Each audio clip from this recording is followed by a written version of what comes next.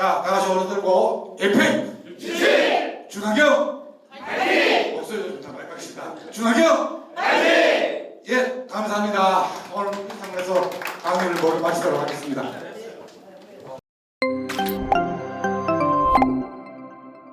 딸이 고타소라는 딸이 있고 그 사위가 김품석인데 별로 나이는 많지 않았을 것 같은데 어쨌든 그 성주로 가서 지키는데 이놈이 그 자기 부하인 금일이라는 아주 부하의 부인이 이뻤던 모양이야.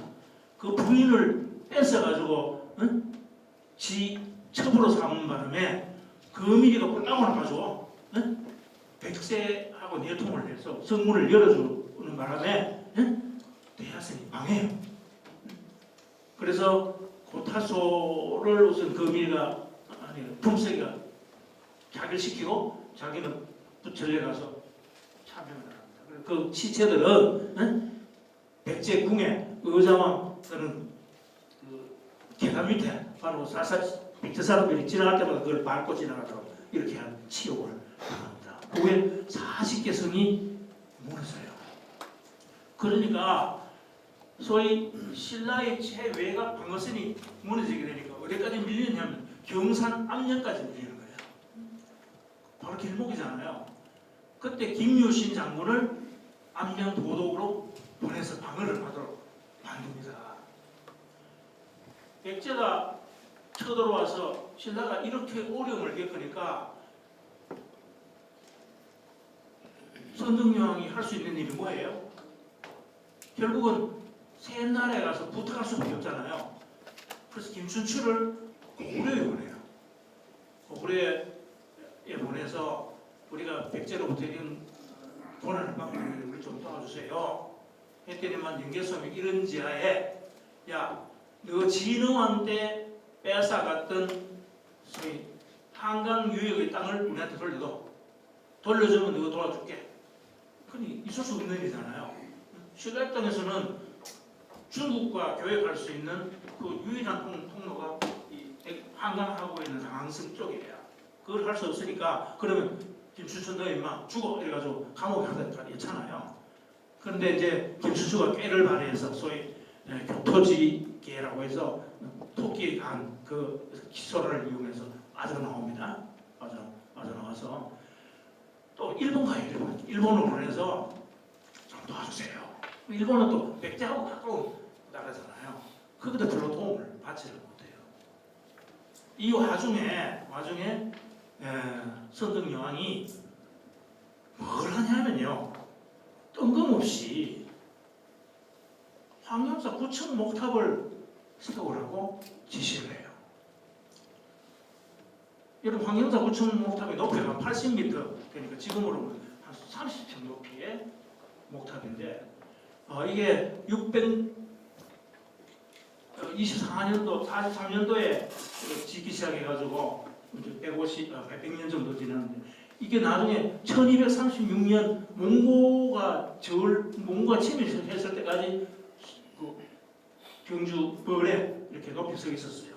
한 600년가량 존속했던 어마어마한 위대한 탑이에요. 그런데 이거 왜 만들었을까요?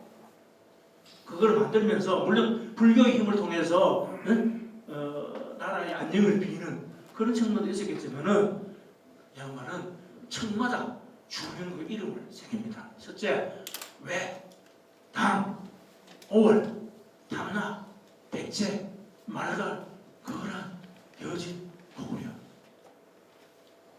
그 이웃한 나라를 기념하고 친선하자고 새긴 겁니까? 아니죠. 자기를 괴롭히는 나라를 하나하나 새기면서 비록 신라가 이렇게 가난하고 약소하고 어려운 처지이지만 내 언젠가는 나를 괴롭히는 이 주변 국가들을 내 발 아래 두고 복속시킬 것이다. 이런 메시지를 시민들한테 국민들한테 준 거예요. 그래서 국민들이 야 우리가 힘들지만은 언젠가는 삼국을 통일하고 천하를 호령하는 나라가 될 것이다 하는 메시지를 주기 위해서 이 불사를 동의한 것이죠. 그리고 이 선덕여왕이 굉장히 훌륭한 게 뭐냐면 비주류였던 김춘추, 김유신을 등용하는 거예요. 물론 김춘추도 할아버지가 진지왕이라 해서 왕족이에요. 그렇지만은 왕권 젠탈에서 빗겨나시기 때문에 소위 선고를 하는 거예요. 그리고 알다시피 김유신은 가야왕족의 패족이잖아요. 그러니까 이건 진골 선골도 아니야. 그런데 이런 비주류들을 등용해서 맡기는 거예요. 김유신 장관도 굉장히 훌륭하신 분이죠.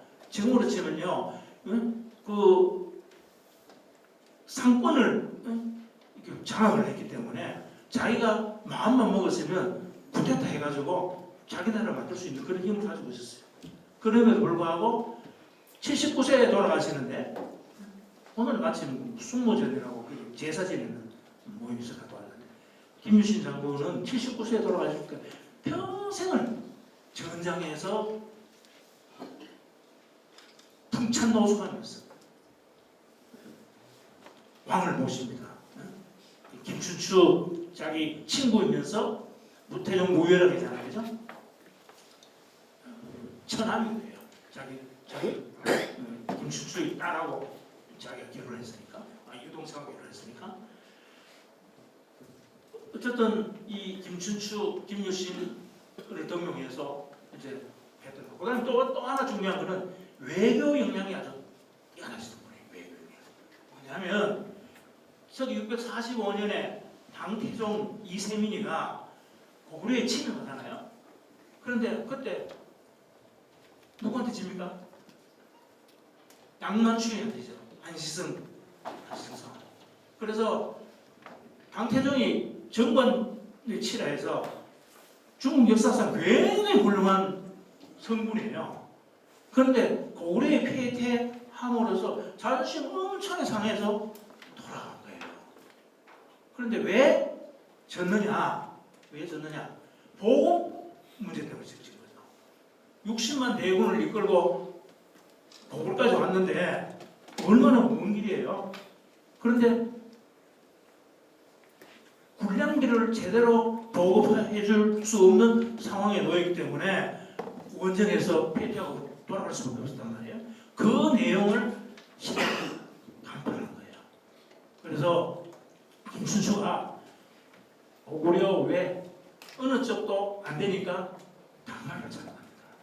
당나라 가서 태종을 만나서 고구려를 치기 위해서는 보급로 확보이 중요한데요.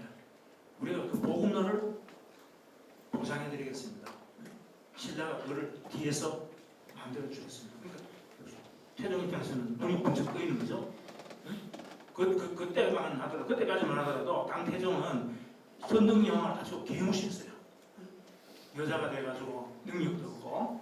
그래서 우리 당나라에 좋은 왕제를 보낼 테니까 그 사람 대신 통치하도록 하라. 이런 식으로 무시하는 그런 상황이었는데, 어쨌든 이 외교관계 국제정세를 잘 활용하면서 나강연합을 성사시켰던 거예요.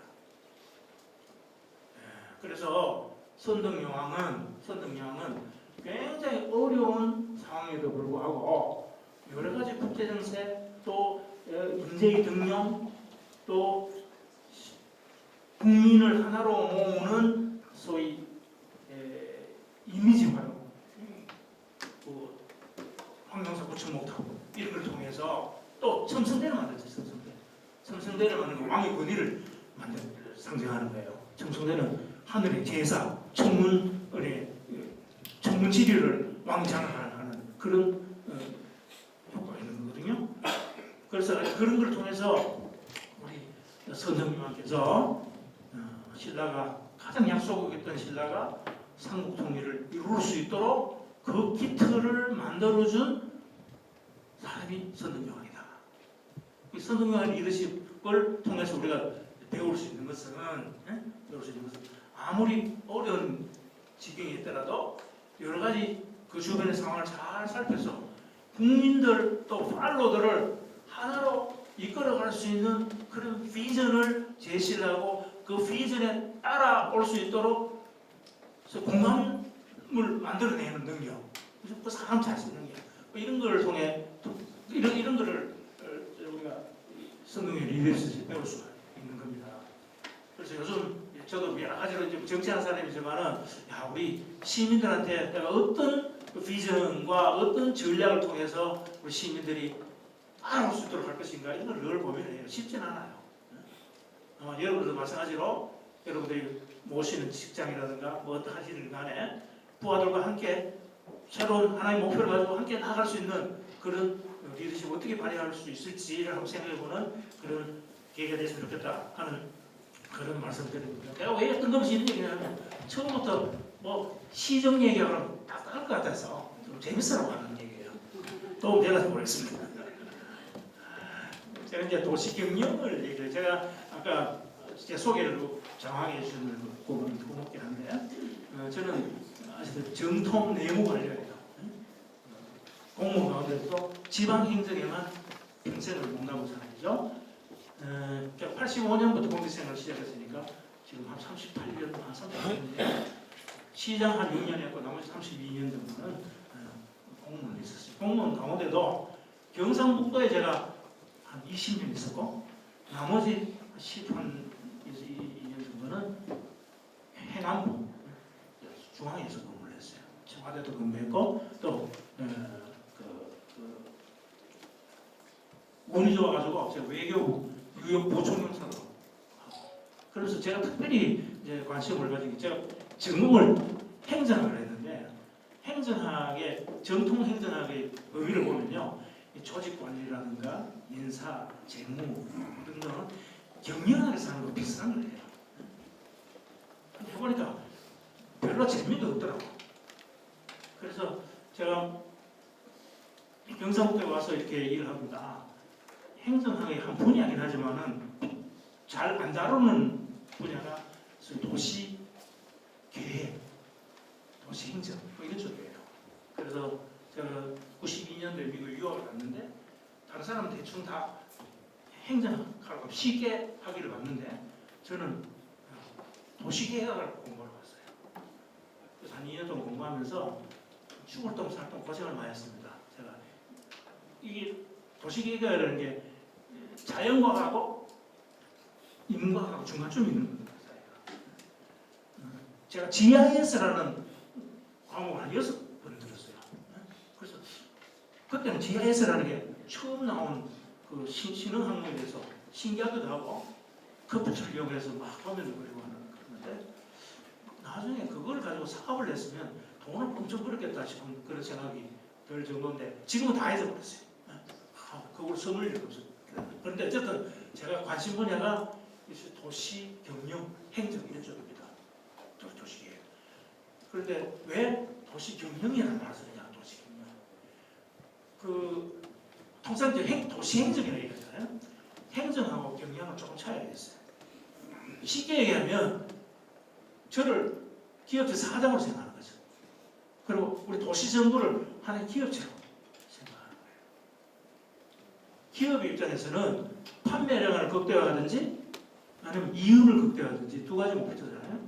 그런데 도시정부는 이윤 판매량이 극대화는 아니지만은 어쨌든 도시 서비스를 시민들한테 가장 효율적인 방법, 합리적인 방법으로 저렴하게 공급해 주는 게 기본 목표예요.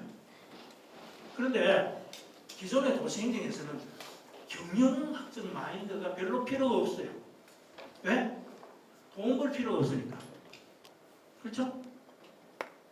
행정하는 사람은 어쩌면 되게 좋은 직업이에요. 나라에서 법률에 의해서 수입에 해당되는 세금을 걷어서 준단 말이에요. 그리고 행정하는 사람은 여러분 다 사업하시지만은 행정하는 사람은 돈 잘 쓰면 일 잘하는 거예요. 여러분처럼 막 돈 벌기 위해서 막 돈 쓰고 고민할 이유가 없어. 그래서 이명박 대통령이 그런 얘기했어요. 자기는 평생 기업하다가 서울시장 대통령 해보니까 야 이만히 편한 일 있나? 응? 자기 돈도 안 가지고 세금 돈 가지고 톱나게 쓰는 게 행정이잖아. 응? 그리고 또 우리나라는 지방자치라는 걸 통해서 자치단체는 선거를 뽑아요. 선거를 뽑는 사람은 주민들한테 잘 비우면 돼. 일 따로, 표 따로요. 별로 유익이 별로 없어요. 그러니까 외국은 미국만 하더라도 세금을 스스로 거둬도 되잖아요. 세율도 스스로 정해요. 진짜 지방자치는 그렇게 해야 되는 거예요. 우리 지방자치는 우리 스스로 세금 정할 권한도 없고 수수료 하나조차도 마음대로 못 정해요.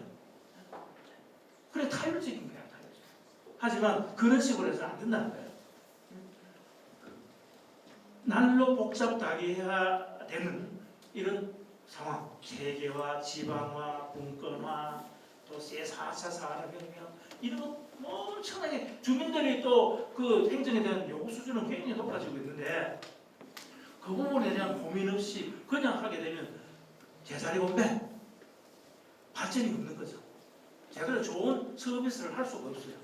그래서 저는 시장은 그냥 행정가가 아니라 경영가가 돼야 된다 하는 생각을 늘 갖습니다. 그래서 제가 도시경영이라는 표현을 쓰는 거예요.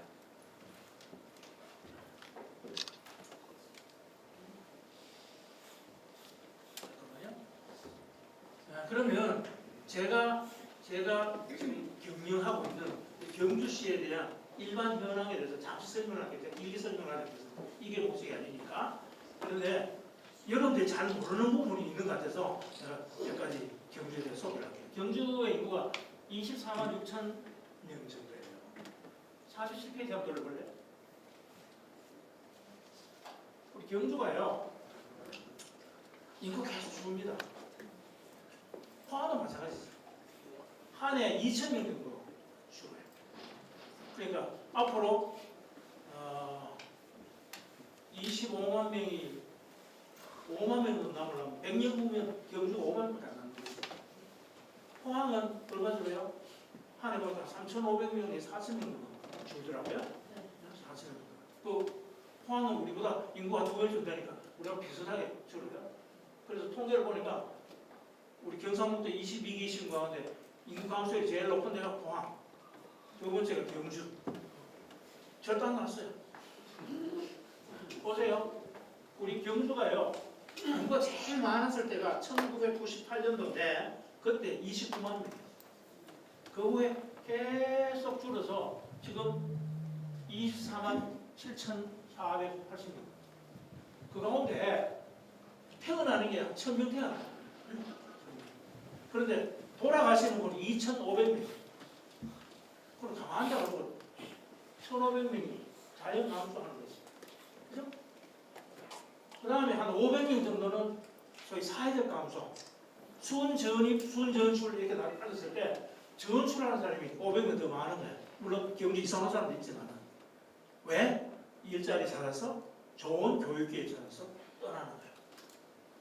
나는 우리 시민들한테 부탁합니다. 저 새끼는 전부 서울에 인서울 하려고 나를 지르면서 시장 보고 왜 그 인구 안 늘리라고 자꾸 어떻게 늘립니까? 같이 그죠? 지새끼들은 전부 다 특히 우리 여기 안강 계시는 분들 안강 있는 분들요 내가 뭐 욕을 해. 포항에 다 그러네. 초등학교 때부터 외동에 있는 사람 울산에 나가요. 학원이죠. 그러면서 경주에는 뭐가 교육이 바꿔서 만든다 이런 소리를 하죠. 어떡하겠어요? 자본주의 사회야. 그런데 어쨌든 간에 이렇게 인구가 계속 죽습니다.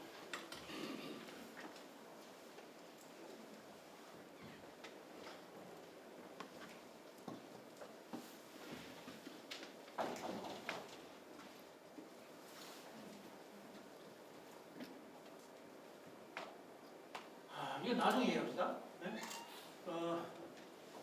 자, 그리고 앞에 좀 봐.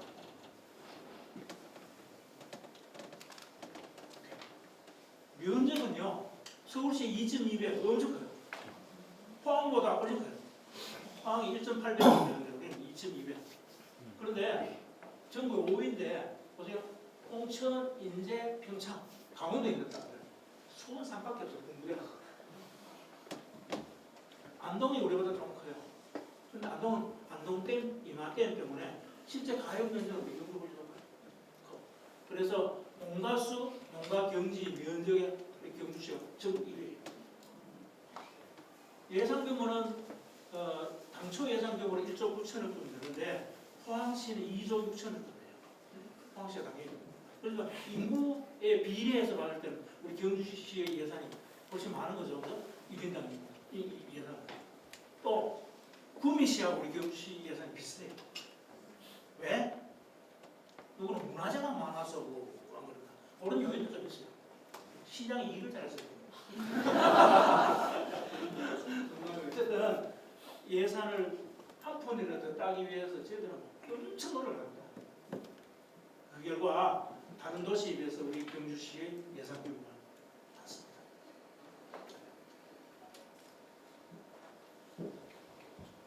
아니, 이게 말고 그다음 접근성 철도 4개, 고속도로 8개, 항만 4개, 공항 4개. 공항은 경주는 없죠 사실. 포항, 경주공항 이런 거 같거든요. 여러분 앞으로요 어떤 도시든지 제대로 된 경쟁력을 가진 도시가 되려면 시포트, 텔레포트, 에어포트 이 3포트를 가져요. 그 가운데 에어포트가 매우 중요해요. 여러분 아세요? 경소단박형의 산업구조를 하게 돼요. 과거에는 소위 산업 입지가 연료 공급지와 가까워 시장과 가까운 곳에 산업이 들었었어요. 포항에 왜 포항 제철이 들었었어요? 이거 철강이 많이 나온 거 아니야? 항구, 수심 깊은 항구에 있어서 어차피 호주에서 철강석 가져와야 되고 석탄 가져와야 되는데 여기가 제일 좋은 거예요. 그래서 이게 만들어졌어요. 그런데 앞으로 산업은요, 그런 중장대형의 산업은 돈이 안 돼요. 경소단박형의 산업을 가야 돼요. 그럼 비행기를 시도해요. 비행기. 반도체가 대표적인 거죠. 그 다음에 바이오의학. 그래서 포항시도요, 경주도 마찬가지인데 요즘 철강 산업이 사용화되면서 포항이 이제 2차 전지 산업으로 가요. 그럼 2차 전지 산업이 왜 오느냐? 자동차 이제 패러다임 바뀌어서 전기 자동차로 가는데 배터리를 만들잖아요. 배터리 만들어서 어디 공급해요? 울산 완성차 공장으로 공급하기 위해서 가까운 지역이 있으니까 여기 들어오는 거예요. 그런데 여러분 우리 가만히 생각해봐요. 2차 전지 어디서 해야 돼요? 없는 것보다 좋긴 한데 과연 얼마나 많은 고용 창출을 할 것인가? 그리고요, 그 용수를 어마어마하게 많이 쓰는 산업이에요.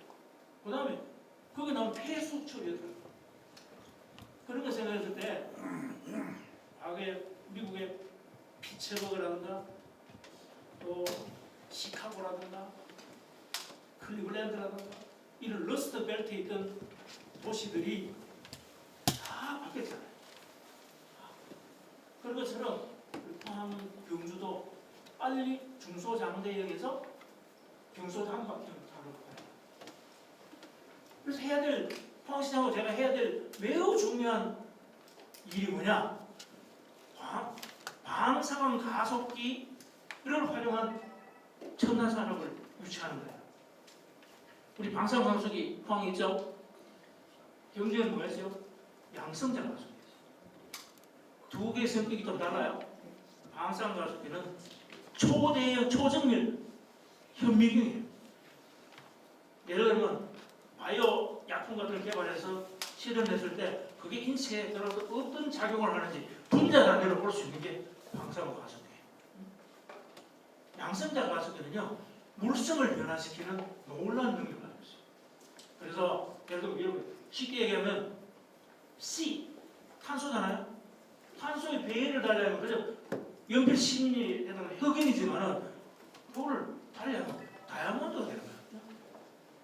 그래서 그거를 활용한 여러 가지 산업들을 합니다. 지금 다음에 설명하기 위해서 우리 양성자 가속기의 이온비입을 쫙 째면요 새로운 물성을 가진 첨단 소재가 만들어지고 있어요.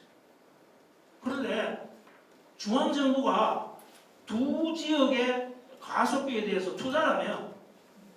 과거에 투자해놓고 그거는 더 이상 투자를 안 해. 특히 우리 경주의 방사능 가속기는 100매부인데 이게 2004년도 방사능 들어올 때 아무데도 안 한다 하니까 살살 꼬셔가지고 우리 대전에 있는 거 이거 옮겨줄게 이렇게 약속을 해가지고 온 거예요. 그때 팜플렛 시민들한테 나눠준 거 보면은 이게 들어오면 기업이 기계업이 수백 개가 늘어나서 인구가 4만 명이 늘어나고 정부가 지금 100매부인데 이거를 10배 더 투자해가지고 일제으로 만들고 가요. 그렇게 선제를 많이 해놨어요. 그래서 아이고 감사합니다. 그래 받아왔어. 그런데 그 후로 하나도 안 흘려서 그대로 갖다 놨어. 왜? 정치력이 없으니까 안 되는 거예요. 정치력이. 그런 거 하려면요 국회의원들이 매일 국정감사할 때마다 대통령 재정부 질문할 때마다 너가 인마 약속해놓고 왜 안 지켜? 그냥 두드려 대야 되는 거예요. 그런데 잘 모르니까 그런 거 안 했어요. 포항도 마찬가지야. 그래서 저는 포항하고 경주 힘을 합해서 가속기 첨단 산업 연구단지를 만들어야 됐어요. 그래서 여기서 반도체, 바이오 이 사업 해야 되는 거예요. 특히 반도체의 경우에는요 앞으로 자율운행 자동차 시대 오잖아요. 또 우주 탐험하잖아요. 거기에 자연적으로 내려오는 방사능에서 자유로워야 돼요. 자연 방사능의 영향을 받아가지고 교란 작용을 일으키면 자율운행 자동차 다 사고 납니다. 우주 날아가는 우주선이 방향을 틀어가지고 미화되는 거예요. 그래서 그거를 인증 실험하는데 꼭 필요한 필수적인 시설이 양성자 가속기예요. 지금 양성자 가속기 1메가 매부 이거가 나와요. 10배 정도 투자. 1조 5천 정도. 그런 사업들에 우리가 관심을 가지고 해야 되는데 그런 걸 하면은 수출 빨리 해야 돼. 수출 빨리 하는 것도 공항이 있어요. 지금 포항공항 있지만 포항공항은 할줄까지 얇아가지고 큰 비행기 못 내리잖아요. 그 시장님 뵈니까 시장님 그좀 공항 늘리려는 계획도 가지고 있던데 그게 아주 어려운 많은 민원 때문에. 그런데 포항에 살려면 경주가 살려면 공항 747 비행기가 내릴 수 있는 3,000m짜리 활주로를 만들어줘야 됩니다. 앞으로 두고 보세요. 요즘은요 저희 동남아에 저가 항공 이게 굉장히 그 경쟁력을 가지고 있어요. 그래서 굳이 인천공항 가더라도 저가 항공들이 저 2시간 3시간 거리는 국내 항공처럼 왔다 갔다 하는 시대고 지금의 고속터미널이라든가 철도역처럼 공항이 그런 기능을 하는 날이 온단 말이에요. 특히 요즘은 택배에서 택배. 요즘 중국의 테무라는 회사 있죠. 테무. 거기에는요 막 이상한 가격으로 막 공부를 해요. 수수료도 없어. 배달료도 없어. 주문하면요 이틀 만에 집에 탁탁 배달되잖아요. 물류 항공으로서의 공항 기능이 매우 중요해요. 그래서 우리 도에서도 지금 만드는 그 공항이 누가 손이 몇 개나 하니까 화물 전용 공항을 만들겠다 이런 말씀 하잖아요. 이유가 그런 데 있는 겁니다. 좀 빗나갔네요. 저도 공항 얘기 좀 하고. 우리 경주는 누가 뭐래도 문화재가 너무 많아서 골치 아픈 동네입니다. 포항이 몇 개 있는지 모르겠지만 이걸 20배 쓰러졌죠. 그런데 많은 게 당연히 자부심과 자랑인데 우리 시민들 입장에서 너무 고통스러워요. 반경 500m 안에는 할 게 없어요. 일일이 다 강아지 사람들한테 살려고 다 사요. 허락을 막 해요. 허락하고 싶잖아요. 내가 얼마 전에 우리 문무대원 앞에 거기 바닷가에다가 유럽이라고 문무대왕께서 유언을 멋있게 하고 가시거든요. 그게 삼국사기에 그대로 남아있어요. 그거를 이렇게 글자 쓰시면 해가지고 767m짜리 1cm짜리 빗을 새겼어요. 빗을 새겨서 거기다 바닷가에 세우려고 하니까 문화재 위원님들이 죽었다 깨라고 반대하는 거예요. 난 반대하는 이유를 모르겠어. 제가 그거 문화재 위원님 설득하려고요. 목포대학도 가고 인문강대학도 가고 대전 국석대학도 가고 어디가 다 밥 사주고 빌었어요. 그거 가니까 그래 좋은 얘기도 해드릴게요. 이러고 결국은 부결시키더라고. 그만큼 어려워요. 우리 CS는 어쨌든 신라왕의 핵심일도 복원 정비 사업을 이렇게 열심히 하고 있습니다. 과거 찬란했던 신라 시대의 모습을 재현하고자 하는 노력들을 하고 있고요. 우리 경주는 원자력 산업의 메카죠. 6개의 원자로가 있습니다. 그중에 4기는 중수로고 2기는 경수로예요. 그런데 우리나라 원전이 있는 도시가 5개 있는데 그 중에 원전의 전 주기, 전 사이클이 한 도시에 모이는 걸 우리가 경주가 유일해요. 원전을 설계하는 회사, 한전 KLPC라는 회사이고, 그다음 원전을 건설해서 운영하는 6개 발전소가 있고, 또 그것을 총괄하는 한수원 본사가 있고, 거기에서 나오는 폐기물을 처리하는 원자력 환경공단이 있고, 인력을 양성하는 원자력 양수원이 있고, 그 다음에 최근에는 중소로 해체 기술 연구원이 지금 만들어지고 있어요. 그러니까 원전 시작부터 끝까지를 한꺼번에 다 처리할 수 있는 모든 시설을 갖춘 데가 우리 경주예요. 여기에다가 우리 경주는 소위 SMR이라고 해서 차세대 미래 꿈의 에너지를 개발하고 있어요. SMR이 뭐냐? Small Modular Reactor로 해서 300메가와트급의 이하의 원자로를 얘기해요. 지금 우리 대형 원자로는요, 사실 안전해요. 진도 7에도 견딜 수 있는 내진 설계가 되어 있는 원자로에 불구하고 시민들이 불안해요. 국민들이. 그래서 경주에는 사흘들이 반해단체에서 와서 대모하고 난립니다. 그래서 더 이상 그런 대형 원자로를 지을 수가 없어요. 그리고 거기서 생산되는 전기를 수도권 대도시로 옮기려면 높은 송전탑을 많이 세워야 되잖아요. 송전탑을 세울 수가 없어요. 송전탑 세우면 그것도 주민들이 와서 또 대모하고 난리잖아요. 네? 그래서 그럼 어떻게 해야 되느냐? 인구 10만 명 또는 20만 명 단위로 끊어가지고 전기를 공급할 수 있는 소형 원자가 필요합니다. 굉장히 일체형 원자. 원자의 사고가 돼서 하냐면 배관에서 배관. 원자로 심이 있고 또 전기를 발생하는 데가 있고 또 전기로 연결되는 게 하나의 복잡한 한 3만 개의 부품이 다 부품이 이렇게 연결되는데 그렇게 하려고 하면 좀 더 배관에 이게 흔들려 보면 그 누수가 생겨가지고 사고가 나고 오게 되는데 이거는 일체형이에요. 하나의 용기 안에 모든 게 다. 그리고 냉각수를요 물로 하는 게 아니라 용융염이라고 해서 녹은 소금을 해요. 소금. 저도 기술적으로 잘 모르는데 어쨌든 그건 상온에 나오면 고체가 되기 때문에 사고날 염려가 전혀 없다. 어제 제가 회의 갔더니만 10에 마이너스 7성 그러니까 뭐 0.1%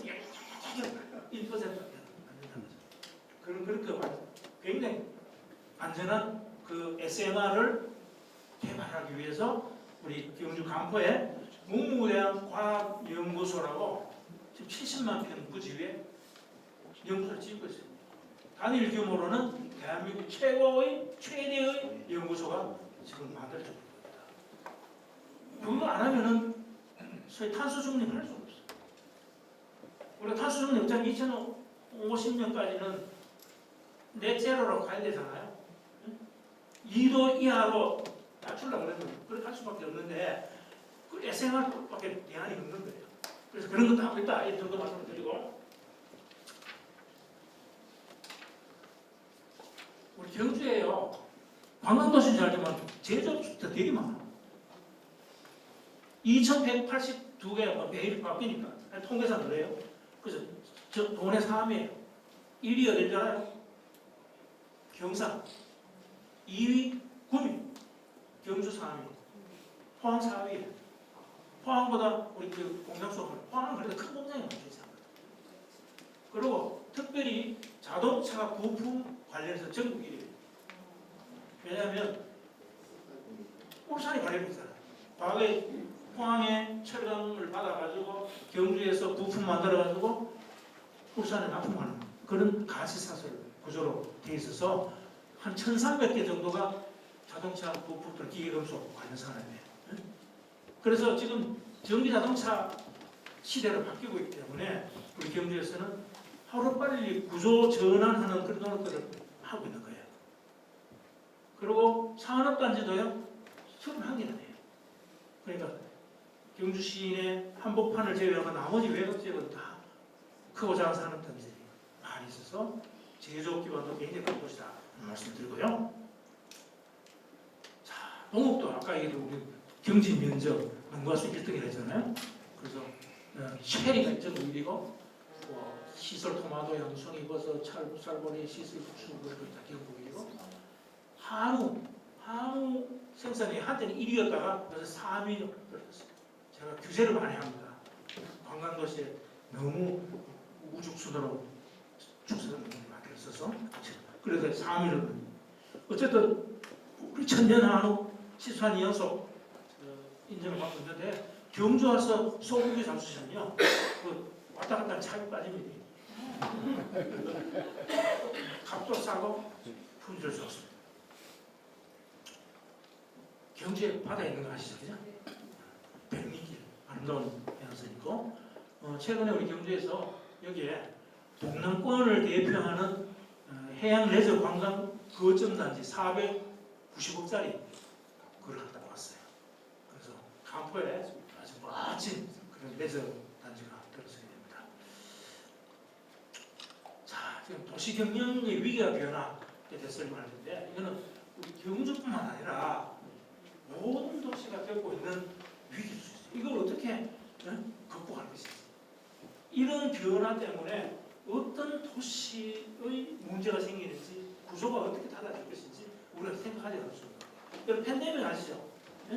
정말 코로나19 때 안 걸린 사람 손 들어봐요. 코로나19 안 걸린 사람. 야, 사회성이 문제입니다. 그 대부분 걸리잖아요. 저는 초창기에는 사회적 거리두기 하고 접촉만 해도 접촉만 해도 격리되잖아. 그죠? 내가 14일 동안 격리되고 집에 있으면 죽겠더라고요. 그 다음에 또 내가 진짜 걸려서 또 격리됐어요. 그런데 여러분 이 팬데믹이라는 걸 역사적으로 보면요 계속 반복되고 있어요. 그런 기록이 너무 많아요. 제일 유명한 게 13세기, 14세기를 강타했던 흑사병이었어요. 흑사병은 사실은 중국이 발원지예요. 몽골 군대가 유럽을 침략했다고 그러잖아요. 거기 크림 반도 안에 무슨 도시가 있는데 그 저항을 막으니까 흑사병 걸린 시체를 던져버렸어요. 그 흑사병 걸린 거기 접촉한 사람들이 시칠리아 왕국으로 가고 2달 만에 유럽 전역을 뺐다는 겁니다. 유럽 인구의 60% 죽었어요. 그런데 흑사병 때문에 인류의 역사가 엄청나게 달라졌어요. 르네상스가 시작해요. 흑사병 생기니까 사람들이 어떻게 했어요? 아, 이게 신의 징벌이다. 우리 신의 명령에 제대로 순종하지 않는 게 생긴 병이기 때문에 우리가 이런 고통을 당한다. 그래서 많은 사람을 막 했어. 유대인들, 집시들, 병의 근원이라는 생각을 잡아가지고 화해시켜 죽여. 그런데 지나고 보니까 아무 관계도 없죠. 교회의 권위가 무너지기 시작합니다. 그래서 그 병의 근원을 찾기 위해서 의학도 발달합니다. 그래서 르네상스라는 새로운 문명이 시작되는데 흑사병이 기여를 했고요. 1812년도에 나폴레옹이 러시아를 침략하는데 60만 부대 갖다가 돌아올 때 3만 명 나왔어요. 발진 부산을. 그 다음에 사실은요, 도시 계획학이 발전하는 데 있어서 소위 이 전염병이라는 게 결정적인 기여를 하는 거예요. 과거에는 도시 계획에 대한 개념이 없었어요. 산업혁명 이후에 공장들이 이제 도시 주변으로 막 생기잖아요. 그러면 농촌에 있는 인구가 도시로 몰려듭니다. 그런데 굉장히 열악한 그런 주거 환경 속에서 사람들이 생활을 해요. 그런데 그 당시에는 하수도, 상수도 제대로 안 돼 있었어요. 여러분, 프랑스의 향수가 왜 생긴지 알아요? 냄새 중화시키라고. 그 당시에는 화장실이 없어. 응? 요강을 밤 되면 던지는 거예요. 그래서 프랑스 사람들은 전부 다 파라솔 쓰고 똥만 쓰고, 그 다음에 하이힐 조금은 신고 안 밟으려고. 그게 프랑스뿐만 아니라 전 세계 다 우리나라 21세기 때도 똑같았어요. 그래서 신라는 좋았어. 신라에 가면요, 지금도 하수도가 양쪽으로 다 나 있는 흔적을 발견할 수 있어요. 안압지에 가면요, 수세식 변소 흔적이 남아 있어요. 그만큼 신라가 앞선 문명을 구가했던 나라예요. 그런데 어쨌든 유럽이 18, 19세기 중반까지만 해도 위생관념이 형편없는 그런 도시에서 전염병이 창궐한 거예요. 그래서 공중위생법이라는 게 만들어지고 또 빈민구제법이 만들어지고 상하수도법이 만들어지고 해서 현대 근대의 도시계획적 관념이 법을 통해서 실현되기 시작한 게 그런 장테르스 콜로라 때문에 생긴 거예요. 그죠? 그 왜 스페인 독감이라고요? 1차 세계대전 때 그때 뭐 참전한 국가들 사이에 독감이 어마어마하게 창궐 했어요. 스페인에서 나는 독감 아니에요. 이 독감은 아마 미국이나 영국에서 났을 텐데 스페인은 전시 중립국이었어요. 다른 데는 병사들 사기가 떨어질까 싶어서 보도를 통제했어.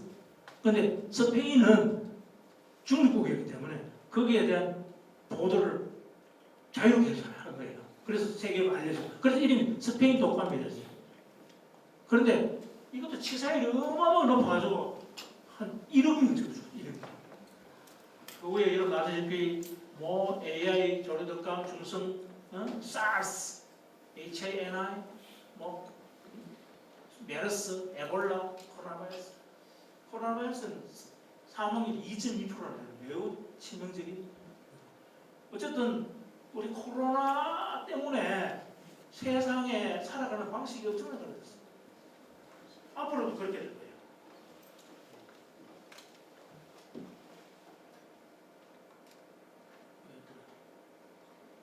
다음 문제는 이 코로나 같은 팬데믹이 그저 1, 2년 하나 많은 게 아니고 10년 정도 주기로 계속 더 무서운 게 나타나는.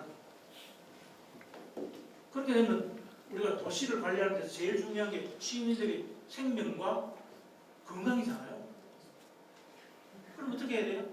우리가 코로나19 때 겪었듯이 격리시키고 사회적 거리두기를 통해서 사람 못 만들게 만들고 그런 거 아니겠어요? 그죠? 기억하기로 소위 대중교통을 이용하는 사람들 수가 엄청나게 줄어들어가지고 버스업계들이 엄청 고통을 겪었어요. 그죠? 대신 논란되가 있어. 택배, 배달업체. 직구세 안내에서 보니까 할 게 없으니까 뭐해요? OTT, 네? 테레비 엄청 보는 거야.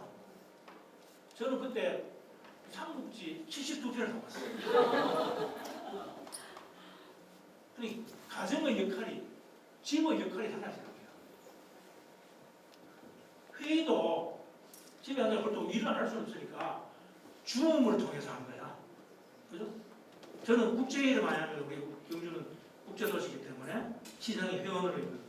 그런데 그때는 왕은 시장에 늘 출장 가서 참석하고 오고 하는데 이제는 그런 거 못하니까 사무실에 앉아가지고 줌을 통해서 일하는 거예요. 뭐 별 문제 없이 회의는 해요.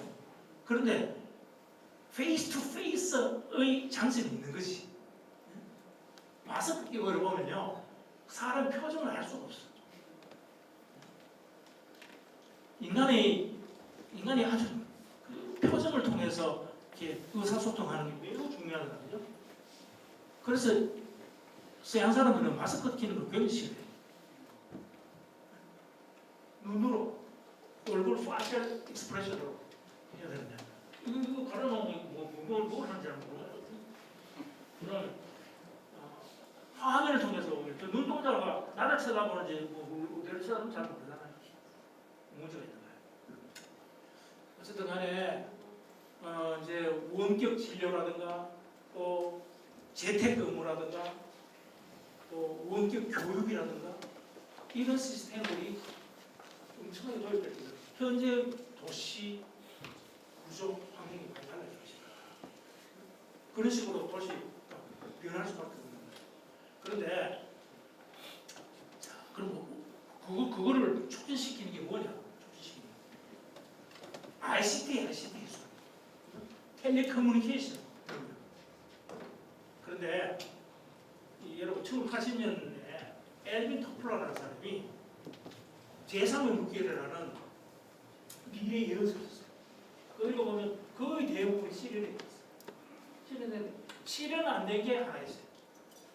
그래서 이 사람은 전자 오두막집이 나타난 것이 됐어요. 뭐냐면 사람들이 굳이 모일 필요가 없으니까 저 교회 숲속에 별장 같은 거 지어놓고 거기에 전부 다 인터넷으로 연결해가지고 거기서 상황도 하고 그 사람 만날 일도 없다. 전자카드 지금. 그런데 인간의 권력도 이런 걸 강조한 거예요. 뭐냐면요, 우리나라 사람들도 그렇죠. 내 부하 직원이요, 내보다 먼저 출근해가지고 일하는 꼬라지를 봐야 돼. 아무리 소위 전자적으로 해결할 수 있는 길이 열린다 손치더라도 인간의 본성은 지배하고 싶은 거예요. 아침에 지는 한 8시 출근하는데 부하직은 8시 10분 왔다가 성주하는 거예요.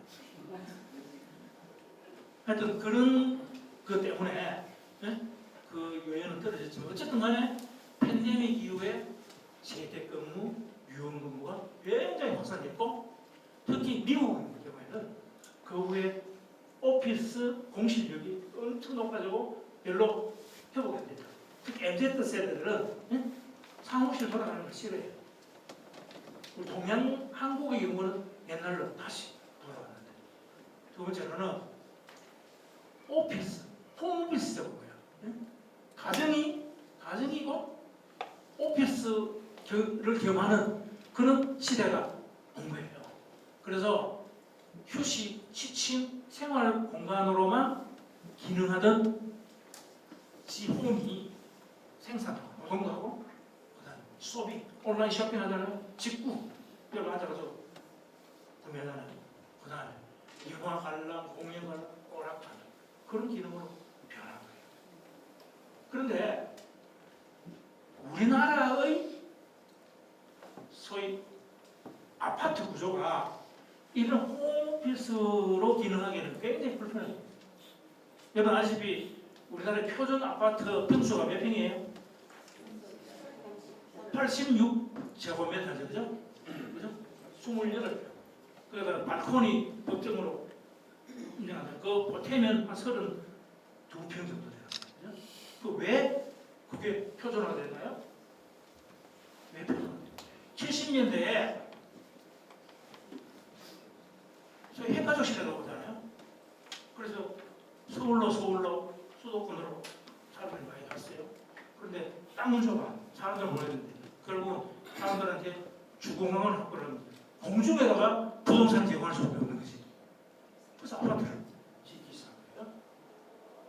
아파트 짓는데 돈 만나 잘 이루자. 그러니까 엄마 아버지 부서는 누구 하나 있어요. 아들 딸 하나씩 줘야 되고 그다음에 거실 텔레비 같이 보는 거실 화장실 그다음에 하나 요새는 2개 그렇게 있어요. 그 다음에 기둥식 구조하고 벽식 구조. 집을 지을 때. 서양은 벽식 구조예요. 서양 벽식.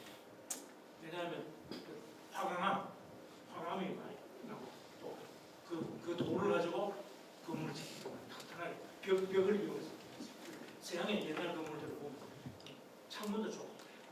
그런데 우리나라 기둥식 건물 보면 경회로라든가 뭐 정자 같은 거 보면 기둥은 딱 있고 벽이 없잖아. 그게 자연 친화적이에요. 자연하고 통풍도 잘 되고 그게 기본인데 한국의 아파트는 동양에 있는 건물이면서도 벽식 구조를 갖고 있는 거예요. 왜? 기둥식으로 하면은 이 기둥이 차지하는 저게 커가지고 부피가 커가지고 면적을 늘릴 수가 없어요. 그래서 그 하중을 벽이 받도록 그렇게 건물을 세웠어요. 그걸 벽이 받도록 하고 거기다가 각종 전선이라든가 또 상하수도 배관이라든가 이런 걸 다 잡아야 된단 말이에요. 그래 만들어 놓고 나니까 나중에 이거를 좀 개조를 하고 싶어. 개조하기 어려워요. 벽을 쳐내면 무너지거든요. 그런데 문제는요. 요즘에 그러니까 인구 구조를 보면 가구의 구조를 보면은 혼자 사는 가구가 몇 프로 정도 같아요? 혼자 사는 30% 혼자 사는. 또 2인 가족이 한 몇 프로 정도? 30%. 그 다음에 3인 가족 20%. 4인 가족 이상이 거기에 몇이 안 돼요. 그러니 우리나라 아파트는 지금 설정을 너무 평수 큰 거를 공급하고 있는 거예요. 우리 젊은 세대들이라든가 또 어르신들이라든가 다 혼자 내지 둘 사는데 아파트는 4인, 5인이 있을 수 있는 그런 아파트를 제공하고 있어요. 그냥 아파트가 비쌀 수밖에 없지. 응? 여러분 이게 가운데 서울에 직장 잡아서 올라갔는데 평생 가도 아파트 못 사는 거야. 그죠? 33평이 지금 25억 30억. 불가능.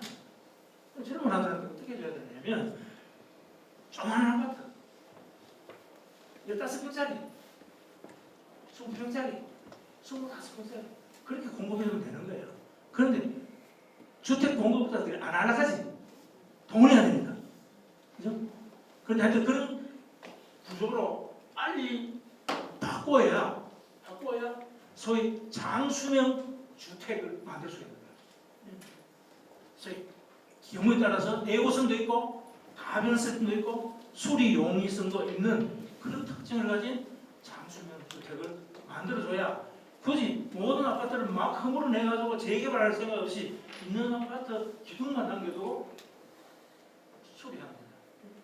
앞으로 우리 나라의 주택 정책도 이런 식으로 바뀌어야 된다 그래서 얘기해요.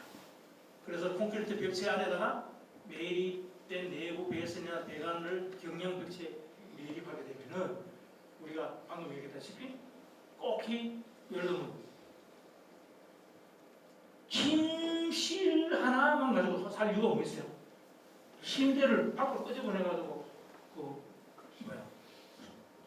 침대를 이제 응집실에 갖다 놓고 쓰면 되고 쓸데없이 말이야 식탁 따로 있고 책상 따로 있고 침대 따로 있고 그럴 이유가 뭐였어요? 침대는 천장으로 올려 붙이면 되고 또 밥 먹다가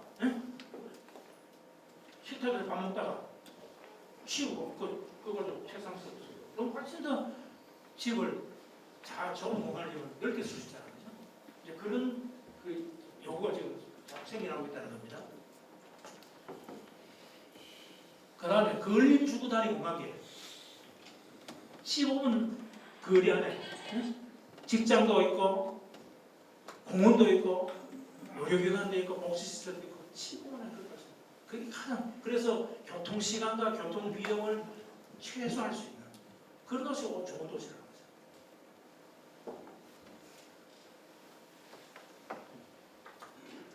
두 번째는 기후변화.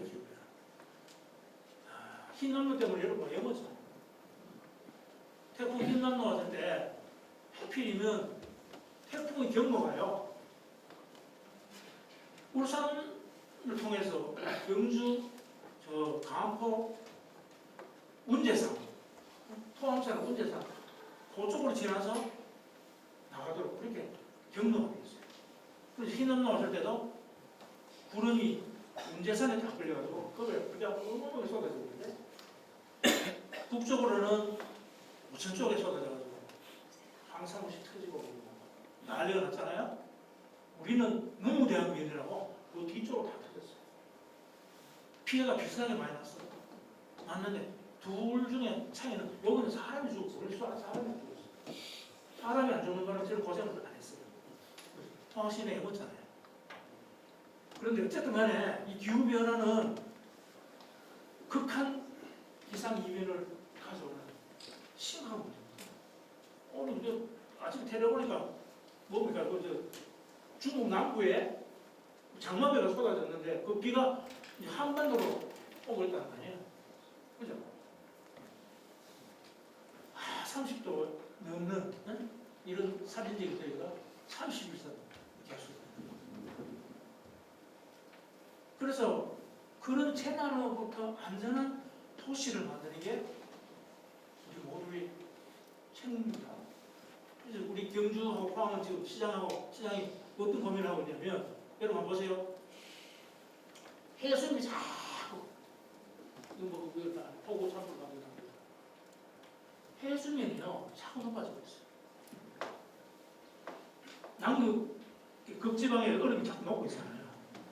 그게 1년에 한 2cm씩 바다 오르는데 한 20년, 30년 지나면 50cm, 60cm 높아지게 되면은 저지대에 있는 도시들이 다 잠기는 이미 기후난민이라고 해서 남태평양에 있는 섬나라들 우리가 잠기고 있어요. 포항도 마찬가지죠. 포항의 해수면이 높아지면 어떻게 돼요? 물이 안 빠져나가는 거야. 평상강에 물이 안 빠져나가요. 안 빠져나가면 포항 제철하고 저지대는 다 잠기는 거지. 그래서 최근에 포항시하고 경주시가 미래를 대비해서 대대적으로 형상강을 재구조하는 작업을 해요. 그래서 국토부하고 환경부하고 회의를 여러 차례 했는데 한 1조 정도를 투자를 합니다. 그래서 우선 물그릇을 넓혀요. 준수를 대대적으로 해가지고 물 깊이를 그렇죠. 그 다음에 둑을 높게 어지간한 비가 오더라도 안 넘치더라고. 해수면이 높아져서 물이 안 빠지면 물이 차 들어올 거 아니에요. 그래서 지금 계획을 세우고 있는데 얘기 들어보니까 우리 경주가 훨씬 길죠? 포항보다는. 있는 다리를 전부 다 철거하고 새로 높여요. 새로 놔요. 그걸 하고 있어요. 하여튼 이런 대비를 하지 않을 수가 없는 거예요. 서울시의 고도가 해발 고도가 15m인데 인천, 부산에 저희들 다 잠긴다고 보면 되고 또 포항 고지대에 있는 지역에도 홍수가 나면은 물이 안 빠져서 홍수 피해가 굉장히 커진다.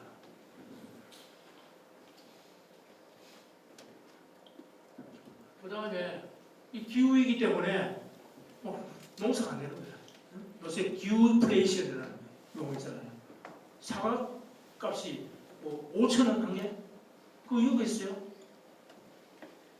봄에 개화기 때 설이 맞아서 꽃 안 피지. 그러다가 여름 되니까 또 이상 보온 때문에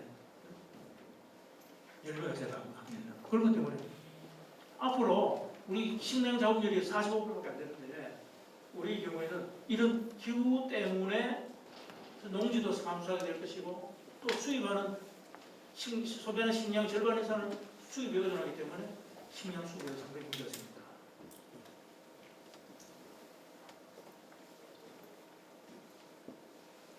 또 우리나라 계절 변화 보면 자꾸 더워져요. 여름은 19일이나 이래도 겨울에 18일 있다고.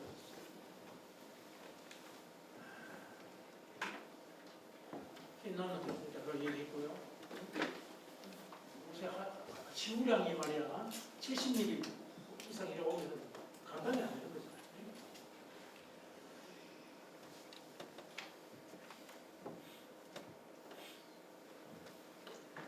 기후변화 이제 맥시는 탄소 중립인데 탄소 배출되는 탄소를 2050년까지는 배출되는 거, 흡수하는 거 플러스 마이너스 제로로 만드는 게 탄소 중립입니다.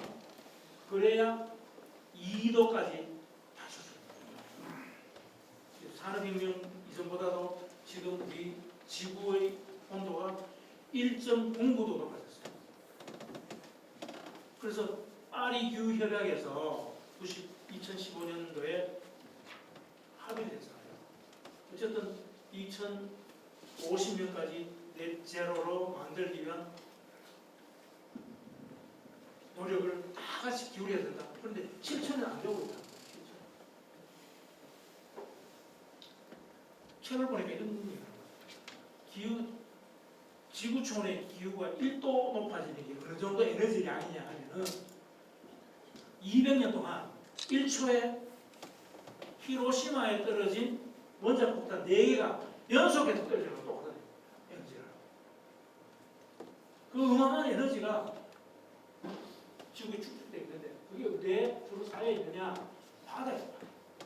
바다가 75% 그걸 다 흡수를 했기 때문에 지금 그런 대로 되어 있는데 문제는 이제는 해수면의 온도가 계속 높아지고 있는 거지. 그럼 엘니뇨 현상, 라니냐 현상 들어보셨죠? 지금 해수면의 온도가 2도씩 높아지고 이쪽 2도 낮아지면은 대기 순환에 엄청난 조류 순환에 엄청난 교란이 생기거든요. 그래서 한쪽은 폭염, 가뭄이 생기고 한쪽은 대홍수. 이런 기상 이변이 앞으로 무시로 일어날 거다. 그래서 우리 최근에 우리가 탄소 중립 선도 도시 한번 떼어보자 해가지고 선포식을 했어요. 5개 분야에 20개 실천부 과제 지역에서 하고 있는데 유래 만들어가지고 시민들 다 하는 거 배치들 배치를 하고 있죠. 20개 칸 그런 거예요. 대중교통을 이용합시다. 자전거를 탑시다. 계단은 걸어 다닙시다. 음식물 쓰레기를 최소화시킵시다. 물 아껴 씁시다. 플라스틱 배출하지 맙시다.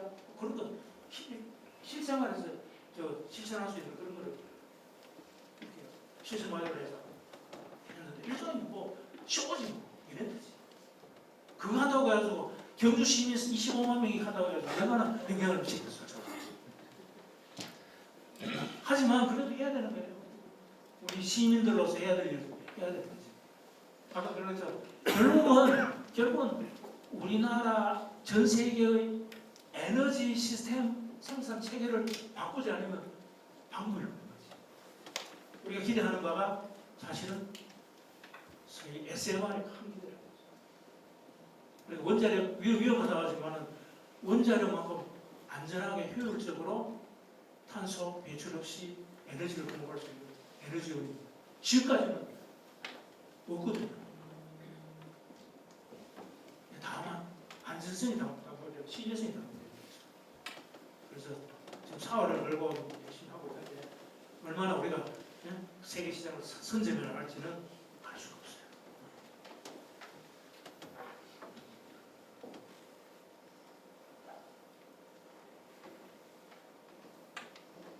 그래서 탄소 중립 제로 초절 수세 고령화 이거 심한 문제도 있어요. 이게 이제 뭐 문제만 아니고 이게 좀 트렌드야. 전 세계도 중국도 마찬가지예요. 지금 우리나라 0.7가 청년들이 결혼 안 해, 연애도 안 하고 출산도 안 해. 그래서 3포 갖다가 여자는 미래에 대한 계획도 안 하고 저축도 안 하고 5%세대가 되겠습니다. 아래는 9%세대가 M포 세대 내지막 저부터 의둔형으로 집에 들어가서 부모한테 얻으라고 사. 그런 젊은 사람들. 오늘 출산 안수 한번 보세요. 1970년대에 100만 명, 4.54. 그래서 지금은 2023년에 벌써 23만 명, 0.7. 100만 명 하고 다 23만 명. 이 대체 출산이 2.1이라는 게 부부가 결혼해가지고 2.1명을 낳아야 인구가 유지된다. 2.1명을 낳으면 인구가 어차피 줄 수밖에 없어. 그런데 2.1원 고사하고 지금 뭐 0.7이 전 세계에서 가장 출생률을 기록하고 있습니다. 이게 나라의 존립 자체가 걱정되는 거죠.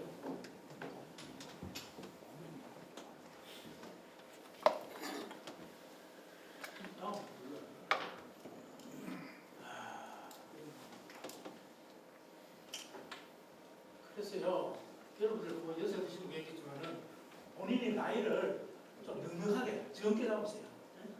우리가 노인복지법에 보면은 노인을 65세 이상을 노인으로 생각합니다. 65세가 되면 우선 기초연금 받고 노인 장기요양 지하철 무료 승차가 좋은 혜택도 있어요. 그런데 여러분 이게 생산 연령 인구라는 게 15세에서 64세까지 생산입니다. 이 사람들이 노인들을 먹여 살려야 됩니다. 그 부양 비율을 보세요. 2023년 26%, 2030년 38.6%, 2040년 60%. 그 돈의 60.5%를 어르신들 먹여 살려야 됩니다. 그래서 김미경이라는 강사한테 자기 나이에서 17살 빼라. 저렇게 사. 이런 얘기가 뭔 얘기냐면 이게 주민나이 미디안 에이지가 주민나이가 1995년에 29.5세 국민들 전부 나라에 세웠을 때 나이 순으로 중간에 오는 사람 29.5세 굉장히 젊은 나라였어요. 그런데 46세가 됐어. 46세 되니까 중간쯤이 되는 거야. 그러니까 그 차이가 17세잖아요. 그죠? 그 17세만큼 빼라는 거지. 본인 나이가 77세라고 하면 내 나이는 1995년 기준으로 60세다. 또 70세는 53세다. 60세는 내가 43세다. 여러 생각하고 살아라. 저렇게. 뒤에도 얘기하자면 액티브 시니어. 자기 나이에 0.7을 꼭 하라. 박완스 소리를 하는 거예요. 그래서 80은 7, 8이 56세, 70세는 77이 49세, 60세는 40세. 이렇게 젊은 마음을 살아라. 그런 얘기고요. 그래서 지금 65세 이상 고령인구 비중이 일본보다 꼭 우리가 20년 몇 개 고령 사회를 나누는 기준이 전체 인구의 7%가 65세가 되면은 고령화 사람,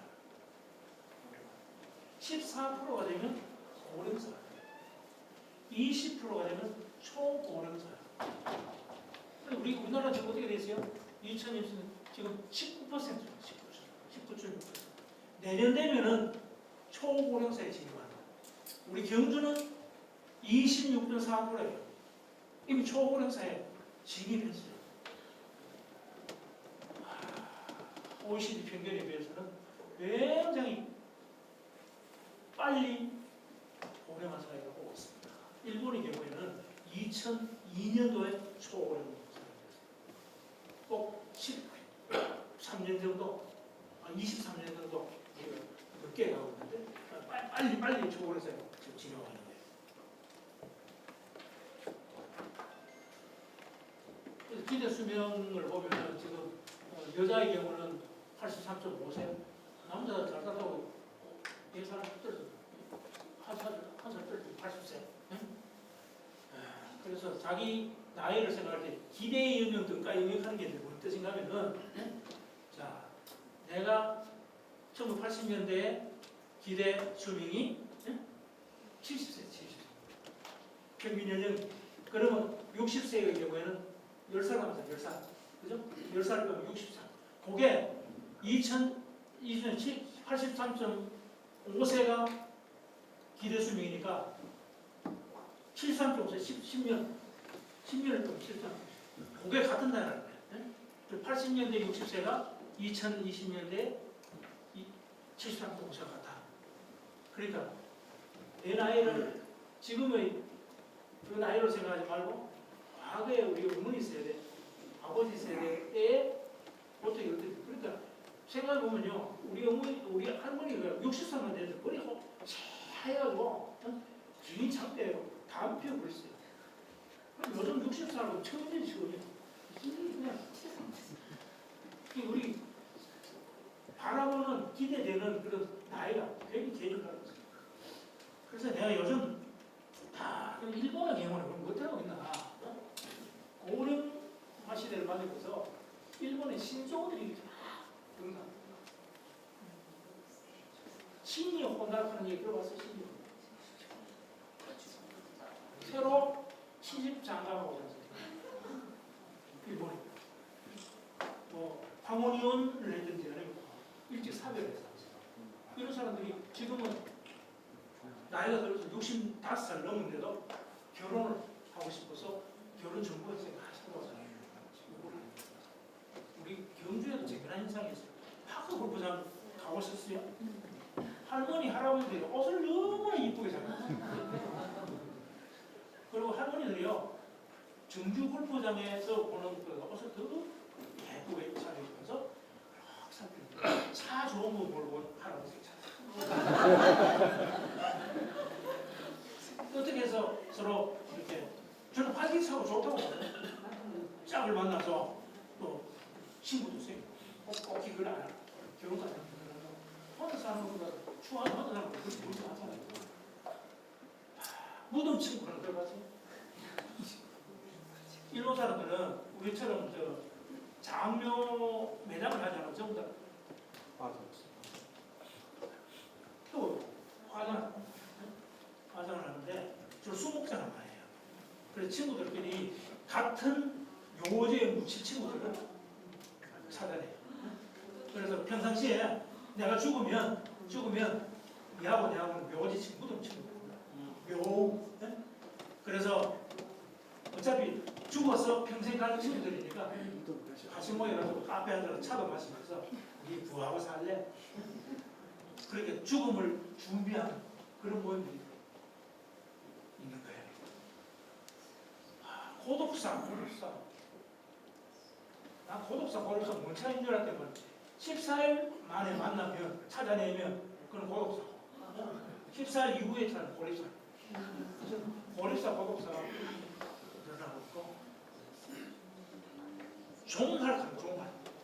종말은 죽을 게 다 돼가지고 죽음 이후에 자기가 해야 할 일들을 준비하는 거예요. 예를 들면 내가 장례를 어떻게 맡겼지? 그다음 내가 가지고 있는 재산을 어떻게 처리할까? 일본은요, 시니어들이 가지고 있는 자산이 되게 많아요. 1조 9천억 엔. 우리로 치면요, 그건 1경 9천억 원을 65세 시니어들이 가지고 있어요. 그런데 이 사람들이 갑자기 치매를 해보면요, 돈을 찾을 방법이 없어요. 은행에서도 본인이 동의해가지고 사인하지 않으면 예금 인출을 못하는 거 아닙니까? 그런 일들이 너무나 많기 때문에 미리 계약을 해주고 신탁을 신탁. 그런 그 은행이나 보험회사와 신탁을 해서 내가 그런 상황에 처하더라. 내 문제는 어느 진짜 누구하고 상의해서 여기에 서도록 하는 일이 적어요.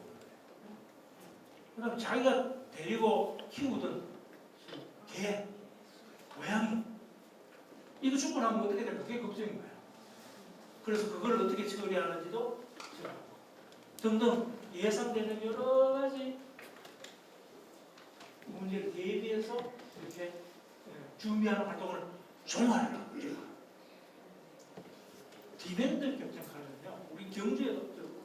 우리나라에도 지금 도입되고 있는데 시골에 가면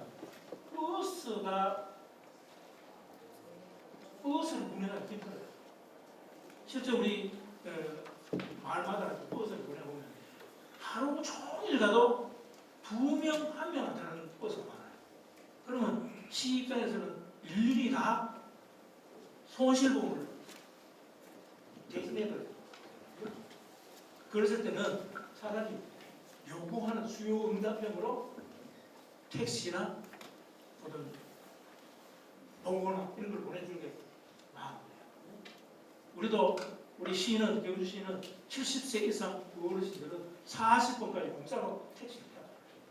그럼 전화하면 택시가 갑니다. 그게 훨씬 나아요. 그리고 디맨드 교통으로 해서 이거는 일본이 지자체에서 하게 되지만 일본의 마을 단위로 마을에서 놀고 있는 그 주민들 있을 거 아니에요. 그리고 자기들이 돈 모자라고 버스를 하나 사가지고 그 사람이 필요하면은 그 어르신들 약국도 보내주고 시장도 보내주고 그런 활동을 합니다.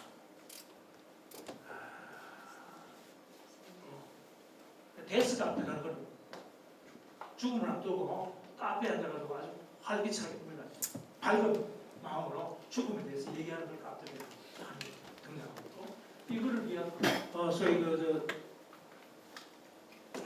커피들도 유명 그런 프로그램을 제공하는 같다고 해요. 구매는 합니까? 어르신들이 장복이 힘들어요. 그럼 대신 봐줍니다. 대신 봐주는 어떤 역할을 주로 편의점에서 우리나라는 편의점에 주된 고객이 30대, 20대 젊은 사람들이지만 일본은 편의점의 주된 고객이 50대 이상 시니어들. 여기서 주로 어떤 걸 파느냐? 기저귀. 그 어른용 기저귀. 일본에 나타나는 아주 지자체의 골칫거리 하나가 어른용 기저귀를 처리하는 거예요. 기저귀는요 소각시켰네. 그런데 어른용 기저귀는 이게 부피가 커져가지고 잘 타지도 않고 이미 전체 세력의 비율 초량 8%가 어른용 기저귀예요. 그래서 각 지자체마다 그 어른용 기저귀를 재활용하는 겁니다. 분쇄해가지고 증발시키고 해서 펠렛으로 만들어가지고 연료로 사용하는 이런 것도 새로운 산업으로 등장하고 있습니다. 어른용 기저귀에 대한 수요가 굉장히 많이 늘어났고 편의점, 일본의 편의점이 뭐 이런 거는 패밀리마트라든가 세븐일레븐이라든가 로손이라든가 이게 일본 브랜드잖아요.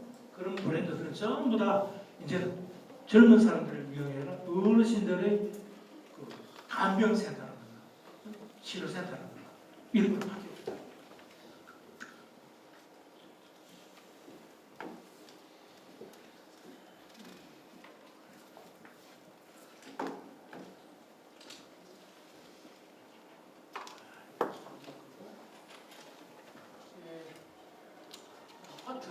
아파트 뭐 얘기하다가 말았는데 뜬금없는 얘기지만 아까 그 장대형 아파트 그러니까 내구성도 있고 가능성도 있는 그런 아파트. 근데 저는 우리나라 아파트에 대해서 불만이 많은 사람이에요. 우리나라 아파트는 르크브레지아라고 유명한 건축가가 처음 도입한 그런 아파트인데 우리나라 국민의 51%가 아파트에 거주를 하는데 1960년대 대한주택공사에서 단지형 아파트를 본격 건설하기 시작해서 마포, 동화동에 있던 아파트가 최초인데 이게 1980년대 이후에 부가 신분의 상징이 됐어요. 이걸 사면은 아파트가 막 올라가지고 엄청나게 재산도 증식이 되고 또 그걸 주로 사는 사람들이 중산층 되니까 마치 그 신분이 같이 상승하는 것처럼 그렇게 되어 있는데 그 아파트도 계속 이제 진화하는 거죠. 1990년대 이거 헬스장도 생기고 체육시설 경로당도 있고 2000년대 이거 부정 연습장도 있고 자본도서관 복수실 들어가고 2010년 이후에는 사우나도 넣고 게스트하우스 들어가고 조식 서비스 제공하는 것도 생기고 2020년 이후에는 소위 워크스테이션에서 공유 오피스, 회의실, 스타디 카페 이런 것도 그렇습니다. 굉장히 진화를 하고 있는데 근데 우리나라 아파트의 가장 큰 문제점이 뭐냐면 이게 우선 건축 미학적으로 너무 보기 싫은 거죠. 그죠? 인면이 전부 다 박생이야. 외국에 나가보면 중국만 하더라도 아파트를 그렇게 짓지 않아요. 소위 굴곡을 줘가지고 베란다가 있도록 만든단 말이에요. 우리는 베란다를 전부 다 소위 원래는 바깥형 베란다였는데 이제 안으로 다 잡아여가지고 밖에 샤시를 쳐버립니다. 밖에서 보면 무슨 마스크 끼고 있는 사람이 뭐라 눈이 타거든요. 너무 보기 싫은 거지. 그래서 함흥변하고 미국의 허드슨 항변하고 똑같은 소위 수직형 빌딩들이 막 그려져 있는데 이쪽은 세로로 길게 늘어진 정말 보기 싫은 공산주의형 아파트가 들어져 있고 미국의 허드슨 강의 뉴욕은 빌딩이지만 부분이 좀 아름답잖아요. 그죠? 그 다음에 또 하나는 문제는 뭐냐면 자기 개인 공간 즐길 수 있는 그런 공용원이 우리 이렇게 아파트 단지 안에 독지 공간이 있다 소치더라도 독지 공간은 나가려고 하면 적어도 세수하고 옷 차려입고 올라가야지 마음대로 슬리퍼 끼고 나가겠죠. 그렇잖아요. 그죠? 그래서 많은 사람들이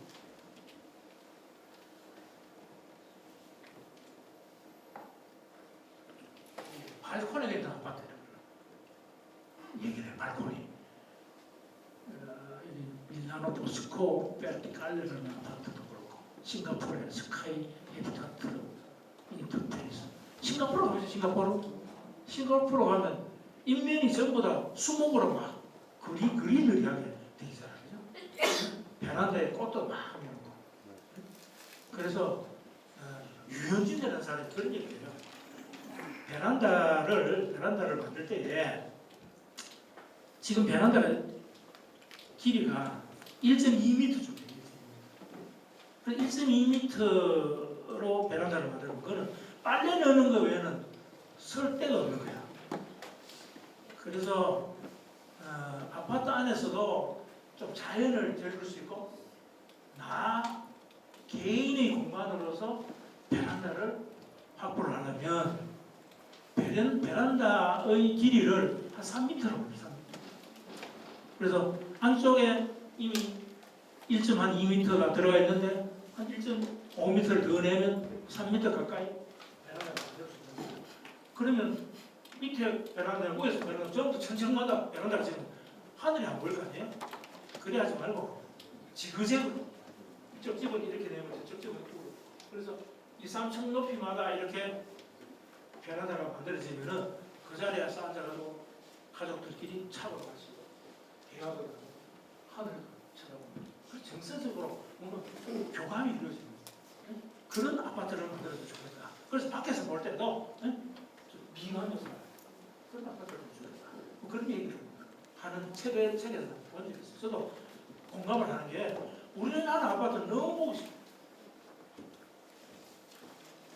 미국의 경우에 그런 아파트를 그런 게 아니라 컨도미니엄. 주로 미국의 아파트는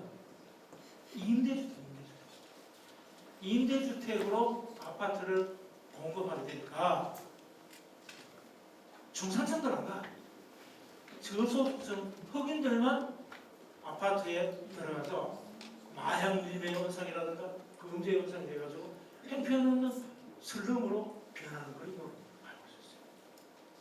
그래서 우리는 그렇진 않지만은 우리는 희한하게 똑같은 아파트인데도 이건 부의 상징이 되고 그건 완전히 범죄 현상이 되고 그렇잖아요.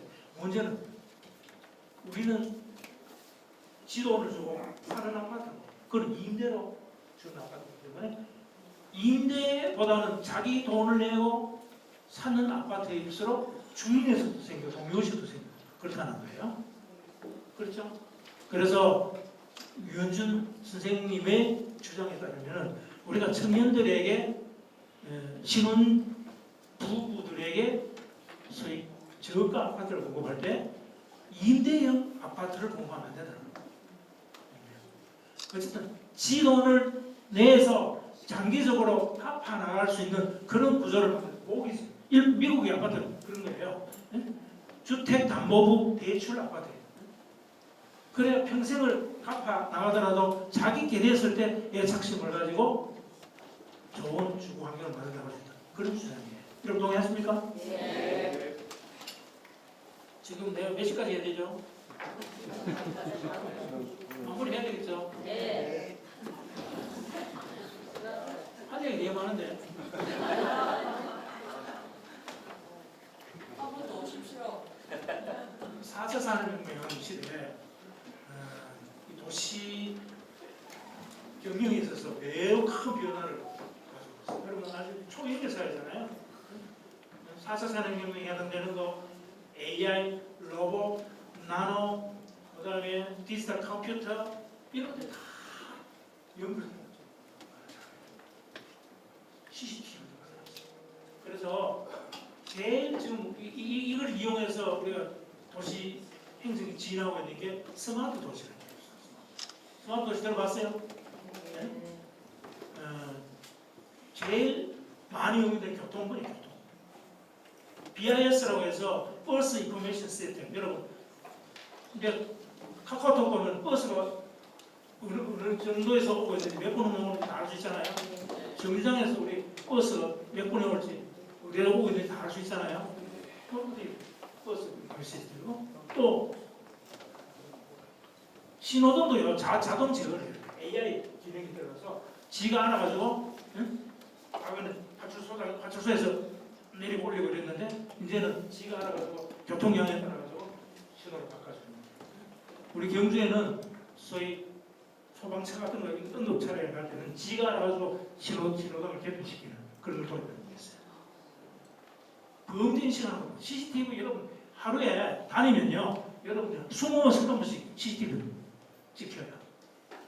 그래서 요새 생체 인식 기술이 워낙 발달해가지고 범죄가 일어나면은 CCTV만 분석하면 특정해가지고 범인을 쉽게 잡을 수 있어요. 그 다음에 재난 관리를 활용할 수 있죠. IoT라고 해가지고 여러분 사물 인터넷 들어봤어요? 그 센서 하나가 1달러도 아니에요. 1,000원도 아니에요. 그런 걸 온 군데 다 꼽아놓으면은 지가 어느 부분에서 소위 흔들리는지 어느 부분 문제가 예를 들어 파톨 도로에 파톨이 죽으면 어떻게 됩니까? 상하수도가 파손돼가지고 물이 일찍 새면 그게 내몰 돼가지고 파톨 생기잖아요. 그런 거를 미리 장착을 해놓으면은 지가 감지해서 알려주는 거예요. 그러면 도로부스에서 가서 빨리 대처를 할 수 있겠죠? 등등 해서 우리 도시 생활을 워낙 편리하고 아름답게 만드는 그런 시대로 바뀝니다. 그런데 여러분들이 사고 싶은 도시는 어떤 도시예요? 뉴욕 같은 도시예요? 세계에서 제일 현대화된 첨단 도시가 뉴욕이잖아요.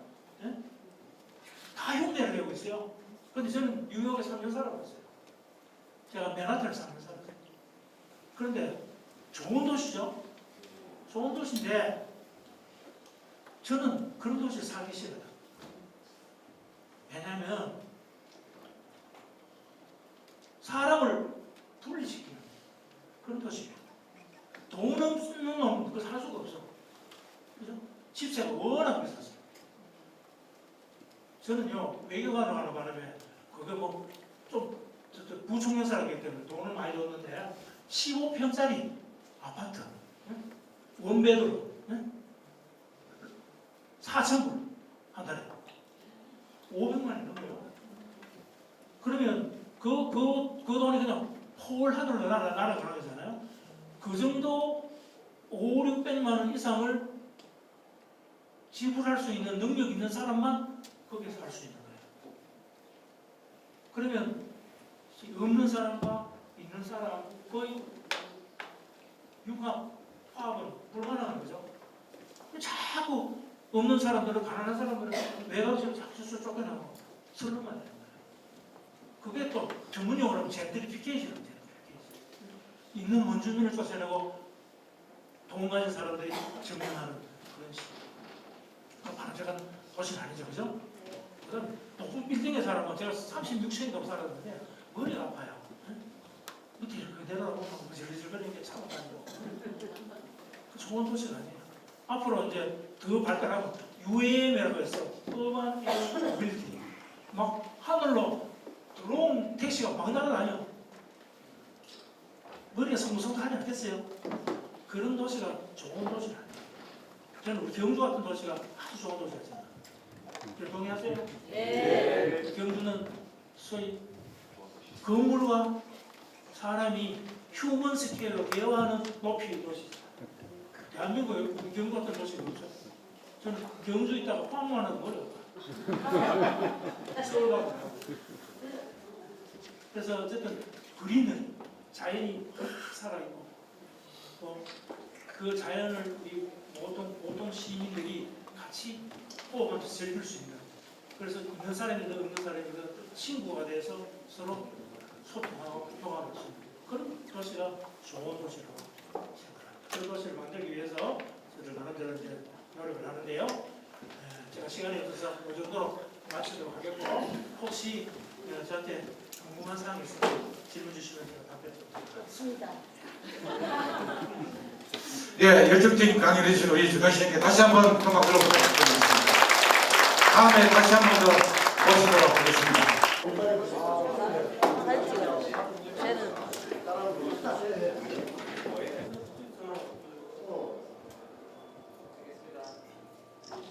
자, 어르신 오르시고요. 자, 우리 그 에펙 유치료에 열심히 일하고 계시는 주간 씨님께 우리 다 같은 경북인의 힘으로서 힘을 주고 응원해준 마음에서 제가 에펙 그라운 여러분들 유치 그렇게 해주시기 바랍니다. 자, 다 같이 오늘 들고 에펙 유치 중학교 화이팅! 목소리 좀 잘 밝히겠습니다. 중학교 화이팅! 예, 감사합니다. 오늘 이 상에서 강의를 모두 마치도록 하겠습니다.